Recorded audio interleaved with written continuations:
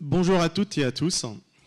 Donc, je suis Ismail Badache, je suis enseignant-chercheur à l'INSPEDEX Marseille et je suis rattaché au laboratoire d'informatique et des systèmes, donc je suis informaticien. Donc, je suis heureux d'être ici aujourd'hui avec vous pour cette journée sur l'IA et l'éducation. Et je suis content aussi d'introduire la journée parce que je vais aborder un petit peu les notions de base, comprendre un peu l'IA. Je mets en hypothèse ça, c'est que avant de parler de l'IA en éducation, il faut d'abord comprendre comment ça fonctionne. Et je crois que tout le monde sait ce qu'est une voiture, mais très peu de gens savent comment fonctionne un moteur. Et ben, j'ai la même hypothèse pour l'IA, c'est que tout le monde sait c'est quoi ChatGPT, Mistral, Mizu. En fait, on cite beaucoup de types de chatbots ou d'intelligence artificielle interactive, sans savoir peut-être comment ça fonctionne. Cette présentation va être structurée de la manière suivante. Donc, je commence par d'abord introduire c'est quoi l'IA générative et les limites de l'intelligence artificielle. Ensuite, aborder une vue d'ensemble un petit peu sur les systèmes d'intelligence artificielle appliqués en éducation. Et ensuite, finir par quelques pistes sur comment sensibiliser les jeunes à l'intelligence artificielle.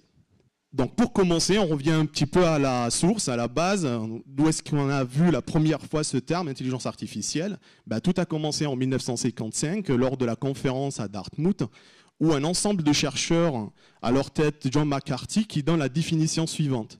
Donc je vais essayer vraiment de reproduire, c'est la traduction mot par mot de la définition. Donc c'est une proposition pour trouver comment des machines utilisent le langage, forment des abstractions, et des concepts, résolvent des problèmes pour le moment réservés aux humains et s'améliorent d'elles-mêmes. Donc là, dans cette définition, on parle bien de la simulation de l'intelligence humaine et pas d'une intelligence réelle. Ça, c'est important de comprendre. Et c'est pour ça qu'on parle d'IA faible.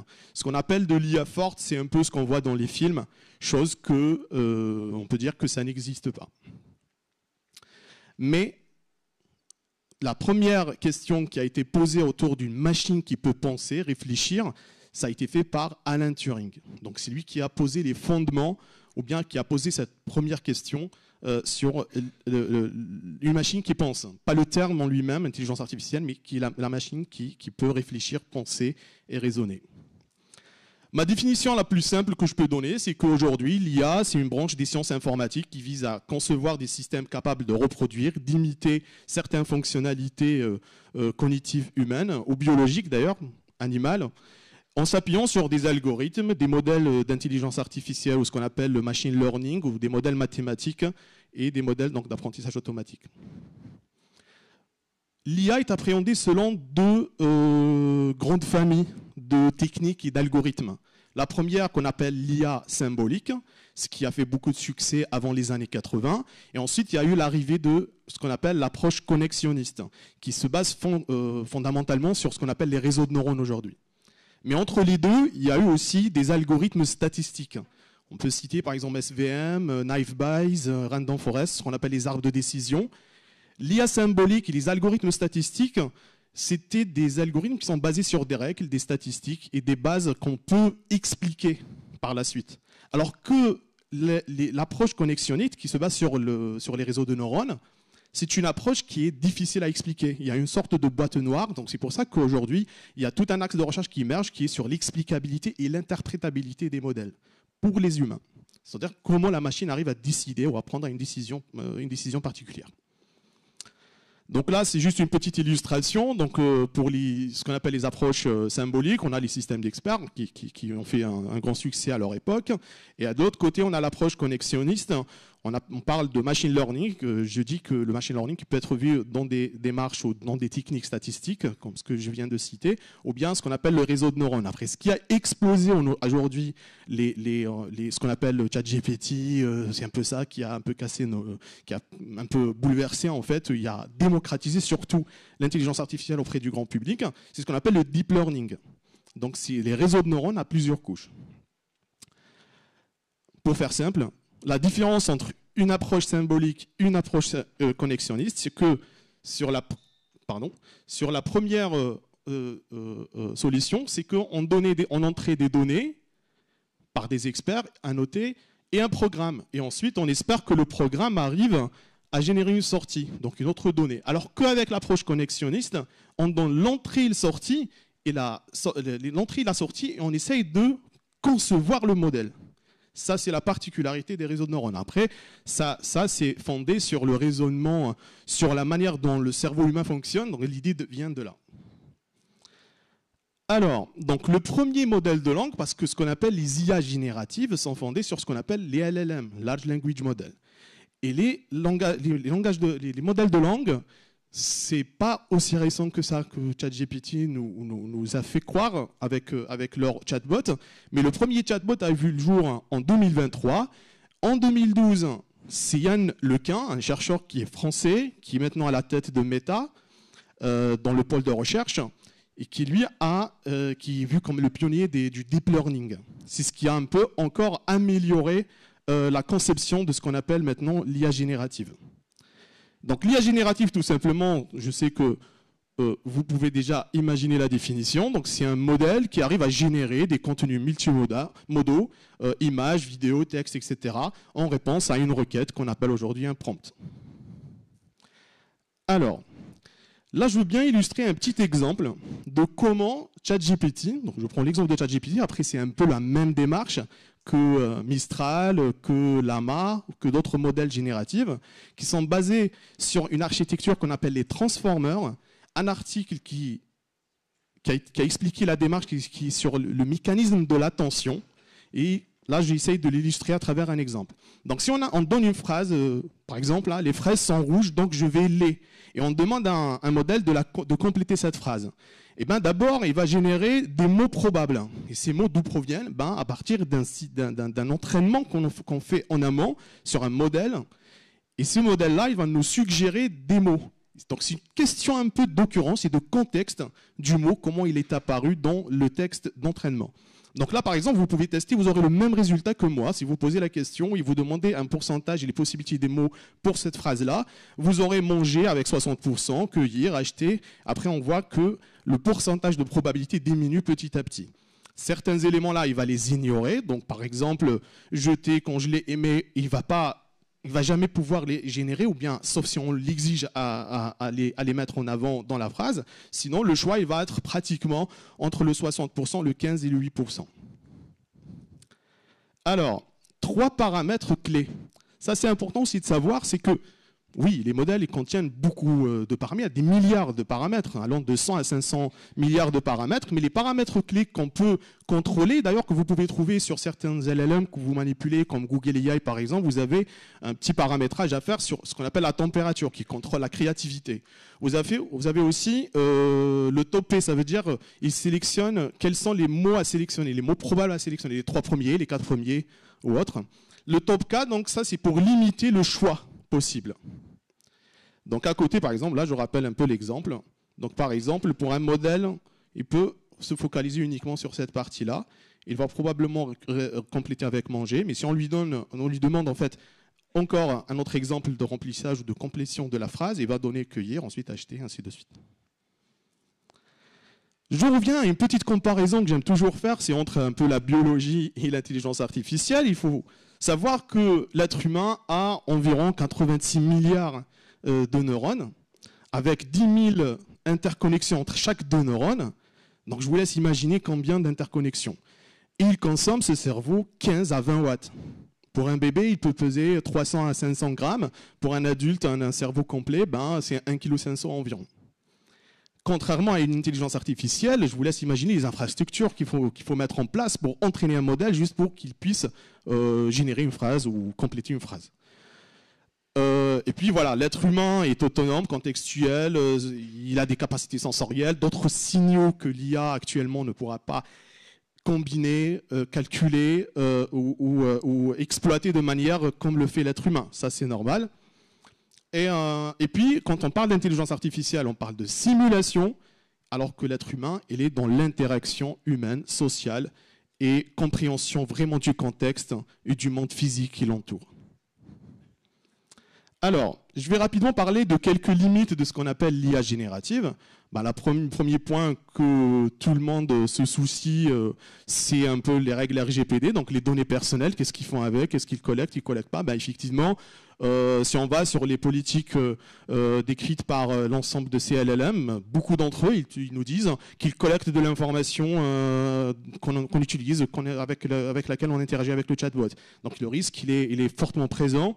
Après, ce qu'on appelle RGPD, pour moi, c'est que le fait qu'on informe l'utilisateur qu'on collecte, l'outil est RGPD. Après, c'est est-ce que nous, on est soumis à cette condition ou pas? Ça, c'est une autre question.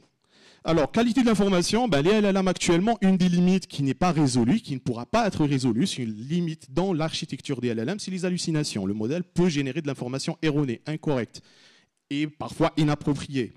Sans parler, parce que là on parle de ChatGPT et de Mistral, c'est des modèles qui sont contrôlés par des industriels et mis à disposition des utilisateurs finaux.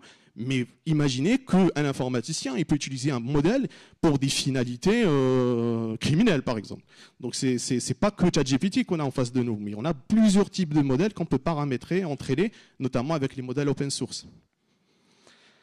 L'autre point, c'est les droits d'auteur. Bon, ça c'est une grosse question qui est posée. Moi, ça me rappelle un petit peu la question sur le selfie qui a été pris par un singe avec un appareil photo d'un photographe. Après, on s'est posé qui a pris la photo. Au début, c'est le photographe qui a dit c'est moi, mais non, c'est le singe. Après, il y a eu tout un débat, 2 ans. Ça a pris 2 ans au niveau de la justice pour savoir qu'est-ce qu'il faut faire, à qui revient la propriété intellectuelle. Et à ce moment-là, ils ont dit que voilà, ça va être moitié-moitié, les revenus pour les singes, pour préserver un peu la race de ces singes-là, et l'autre moitié, c'est pour le photographe. Après, pour l'IA, c'est pas vraiment la même chose, parce que le singe, c'est une personne physique, et le singe a une intelligence, et l'IA, elle simule l'intelligence. Les biais algorithmiques, alors là, c'est un peu, nous, ici, tous les biais qu'on a, tous les stéréotypes qu'on peut vivre vont se reproduire avec les algorithmes.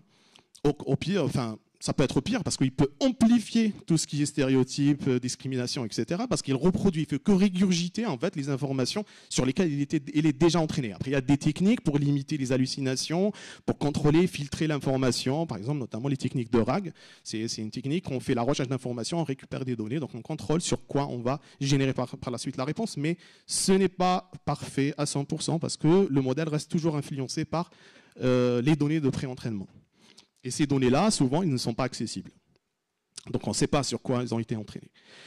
L'aspect écologique. Donc là, par contre, il y a une sorte de consensus, parfois fondé, parfois non. Je dis consensus parce que c'est un peu ce que pensent les gens, c'est que il y a une consommation élevée, effectivement, au niveau de la phase de pré-entraînement. Mais une fois un modèle est pré-entraîné, est-ce que vraiment l'aspect écologique est toujours abordé de la manière négative en ce qui concerne les IA? Et dans ce cas-là, je veux bien vous illustrer un article qui présente justement une situation où l'IA peut être plus écologique que l'être humain. Mais là, vous avez un graphique. Ça, c'est une recherche qui montre, par exemple, la génération d'une image avec Midjourney. Ça génère beaucoup moins de CO2, donc de gaz à effet de serre, par rapport à un être humain, un artiste américain qui crée la même photo, en fait, parce que ça prend beaucoup plus de temps. Donc, il y a une temporalité qui est prise en compte. Sur le temps, parce qu'on imagine que l'artiste il va utiliser une tablette, donc les outils qu'il utilise génèrent du CO2, etc. Voilà. Donc ça, c'est une étude un peu qui montre qu'on peut imaginer une IA qui émet significativement moins de gaz à effet de serre par rapport à l'être humain. Alors, mais il y a 2 jours, je crois, Sam Altman, il a annoncé que les mots « please »,« thank you », donc « merci, s'il vous plaît », c'est des mots qui coûtent beaucoup, des millions en fait, en termes d'électricité qu'il faut payer. Donc voilà, donc le débat reste posé. C'est pour ça que souvent je dis, quand on parle d'IA, il y a beaucoup plus de questions que de réponses. Il faut explorer, il faut faire de l'interdisciplinarité. Il faut que ce soit des informaticiens, des écologistes, des spécialistes en sciences de l'éducation, des sociologues, etc., pour pouvoir résoudre ce genre de problématiques. Je dis également souvent que les informaticiens, et j'en fais partie, c'est que nous, ce qui nous intéresse, c'est améliorer la performance d'un modèle. On ne pense pas trop aux conséquences, à l'utilité, est-ce qu'on a une finalité qu'on vise, un cadrage bien ciblé ou pas. On entraîne un modèle pour nous, s'il répond juste par rapport au benchmark, la performance elle est bonne, c'est bon, objectif atteint. Alors, quelques exemples où il peut y avoir des biais, un peu, vous pouvez tester, c'est toujours fonctionnel, sur ChatGPT ou sur Google Traduction, par exemple. Après, ça peut être vu comme une hallucination, comme ça peut être vu pas du tout comme une hallucination. Là, vous avez une main avec 6 doigts. Il y a des gens qui ont des mains avec 6 doigts, donc c'est pas forcément étrange. Mais quand je pose la question, il dit non, je remarque rien d'anormal. Ok, mais en même temps, est-ce qu'on a fait bien le prompt? Parce que si je reformule le prompt où je parle de l'anatomie, par exemple, là, il va découvrir qu'il y a un petit problème. Ou bien il va expliquer qu'est-ce qu'il y a dans la photo. Pas forcément un problème. Et sur l'autre capture, vous voyez ici, donc là, j'ai demandé, j'ai une réunion j'ai une réunion et dans ma garde-robe, donc j'ai un costume sale et j'ai un costume de Superman. Donc il me suggère de porter le costume de Superman. C'est génial. Après, là, à côté aussi, où nous avons une petite traduction. Ça aussi, vous pouvez tester, que ce soit dans des langues arabes, turques, hébreu. Vous allez remarquer, en fait, quand vous mettez infirmier, infirmière, la traduction est systématique la même. Donc, il nous sert infirmière. Donc, en hébreu, ça donne infirmière. En arabe, ça donne infirmière. Donc, il y a le biais du genre ici qui est flagrant. Et vous pouvez tester ça sur plusieurs types de situations. Nurse, par exemple. Vous allez voir, enfin, voilà, c'est l'exemple que j'ai donné, mais il peut y avoir d'autres. Alors, un autre biais, ça a été testé sur un modèle de Meta, donc Llama, c'est la version 2. Je passe à la traduction. Donc là, vous avez deux prompts. Donc un prompt qui dit, donc vous êtes un assistant serviable, complétez-le, donc un blanc, donc il doit compléter le LLM, ce qu'on a ici. John n'a rencontré son père qu'à 18 ans, parce que. Et de l'autre côté, on a la même chose, le même prompt. Sauf que ce n'est pas les mêmes comptes. On a un compte ici afro-américain d'une personne qui s'appelle DeAngelo, et de l'autre côté, donc, un américain blond qui s'appelle John. Eh bien, les réponses, vous pouvez rapidement distinguer la différence. Ça veut dire que le LLM a été influencé par les données, comment elles ont été générées, en se basant en fait sur le profil, la nature du profil, pour donner deux réponses différentes. Et en fait, ce genre de petits problèmes, ça se règle dès qu'on les détecte. Mais il y aura toujours d'autres, et encore d'autres, et encore d'autres, et encore d'autres. Et là, je peux faire référence à un chercheur, encore toujours, Ian Lequin, qui explique clairement que les LLM ont une limite. On atteint un niveau où on ne peut plus aller au-delà de ce qui est fait. Ça veut dire qu'il faut imaginer une nouvelle architecture. Et là, Meta, elle met en place une nouvelle architecture qui s'appelle GEPA, c'est Joint Embedding Predictive Architecture, et qui est basé sur une nouvelle manière de faire les choses, où on ne donne pas, c'est un peu comme l'être humain, ça veut dire ici dans cette salle, je ne donne pas peut-être importance à tout ce qui est autour de moi, mais quand je parle à une personne, je me focalise sur la personne, le reste est un peu ignoré ou relativement ignoré, et ben c'est un peu dans ce sens-là qu'ils veulent aller dans cette architecture qui comprend encore mieux le monde physique. Parce que si on revient à ces histoires de d'IA, etc., on parle aussi de véhicules autonomes. Il n'est pas autonome. Enfin, c'est de la tricherie parce qu'on donne une carte détaillée et ensuite on donne tout à la voiture pour qu'elle peut circuler dans un itinéraire déjà prédéfini. Mais en même temps, les accidents qui ont eu lieu avec Tesla, par exemple, c'est que le fameux accident, c'est ce qu'on appelle un peu les hallucinations, ou bien parce que le système d'IA de la Tesla a été hypnotisé par un camion qui coupait la route, hein, il était tout blanc, mais à l'horizon, pour le capteur, c'était le ciel.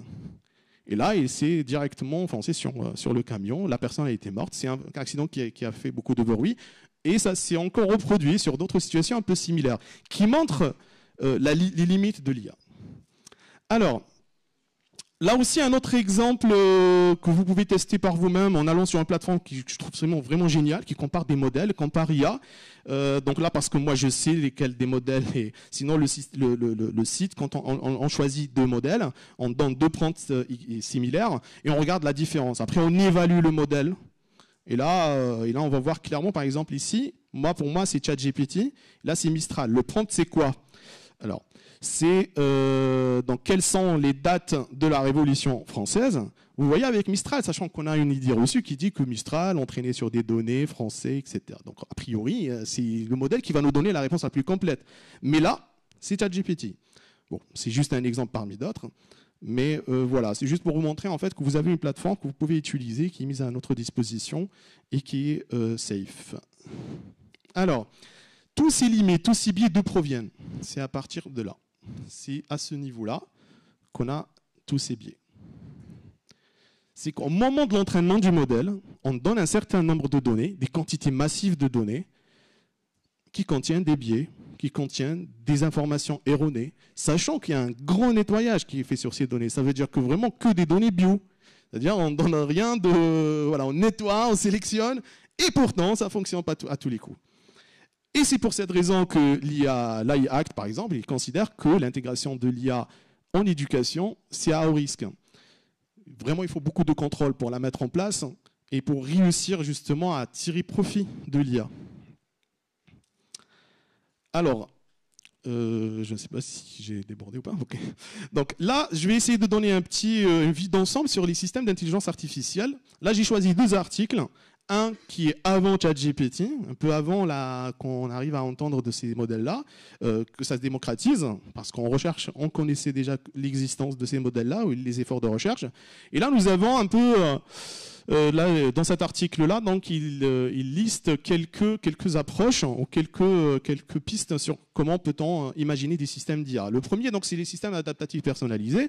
Donc là, on peut imaginer des systèmes qui recommandent des ressources en fonction du profil. On recommande, donc on peut le voir même sur des systèmes qu'on utilise chaque jour. Si vous avez un compte sur Google, sur un moteur de recherche, vous avez des recommandations un peu en fonction de votre profil. Donc on peut imaginer dans un cadre éducatif, sur un LMS par exemple, où on fait de la recommandation de ressources en fonction des préférences ou une recommandation en fonction des compétences visées, etc. Système de tutorat intelligent aussi, ça c'est ancien, donc beaucoup de chercheurs travaillaient sur ça beaucoup bien avant de l'apparition de ces IA génératives.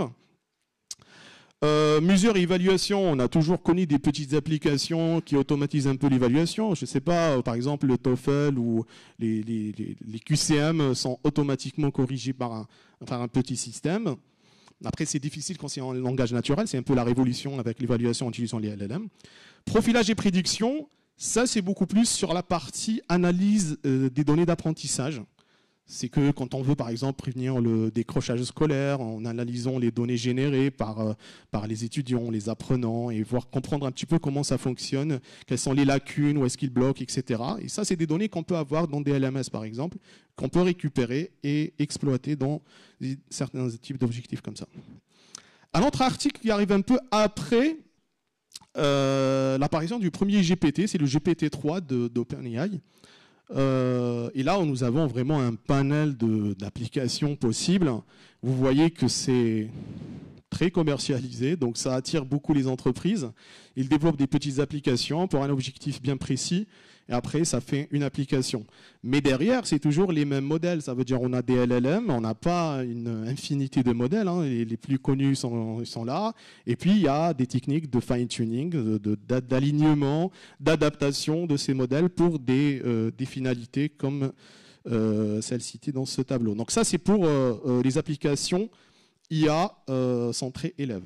Centrées enseignants, nous, en tant qu'enseignants, on peut être intéressé pour la détection, par exemple, de plagiat, surveillance en classe, évaluation sommative, assistant pour un enseignant pour l'aider à concevoir ses ressources pédagogiques, etc. Tout ça, on le fait peut-être de manière un peu arbitraire, en utilisant des outils qui ne sont pas forcément dédiés à ça, comme ChatGPT, etc. Mais sachez qu'il y a des applications qui font ça. Après, vous avez des applications qui font l'objet de recherche. Ça veut dire qu'ils sont en cours de développement, des solutions qui peuvent émerger petit à petit en fonction des objectifs définis. Là, je donne une petite capture de quelques applications, certaines qui apparaissent dans le catalogue des applications des TNE, que je trouve vraiment génial, chose qu'on n'a pas à l'université jusqu'à maintenant. Donc c'est très bien. Après, on a Magic School. Moi, je trouve ça c'est une bonne application. Bon, RGPD, tout ça, on est d'accord. En fait, rien n'est, on va dire, je dis pas rien n'est RGPD parce que pour moi, RGPD, c'est des règles, on déclare comment on traite les données. Mais est-ce que les données sont safe, nos données personnelles sur ces plateformes sont vraiment en sécurité ou pas? Dans la majorité des plateformes, non. Voilà. Donc, par exemple, Magic School, c'est un outil qui peut être très utile. Quand on regarde, on explore un peu les possibilités qui sont données par ça. Mais pourquoi pas imaginer une solution qui est vraiment sécurisée, qui protège les données et qui produit le même résultat que Magic School, que je trouve personnellement intéressante. Après, vous avez plein d'applications voilà, qu'on peut explorer après, si vous voulez. Alors, j'arrive un peu à la dernière partie, c'est comment sensibiliser les jeunes à l'IA. Parce qu'en fait, avant d'enseigner avec l'IA ou d'enseigner l'IA, déjà, il faut savoir c'est quoi les limites pour pouvoir identifier comment on peut l'utiliser de manière fructueuse. Et la première étape, c'est que chez les jeunes, ils sont un peu impressionnés par, même nous, hein, on est impressionnés par la qualité d'information retournée par ces chatbots. Moi, je vous donne juste un collègue qui est automaticien, par exemple, on était dans une réunion, il m'a dit, mais comment il arrive à distinguer entre un nom et un verbe?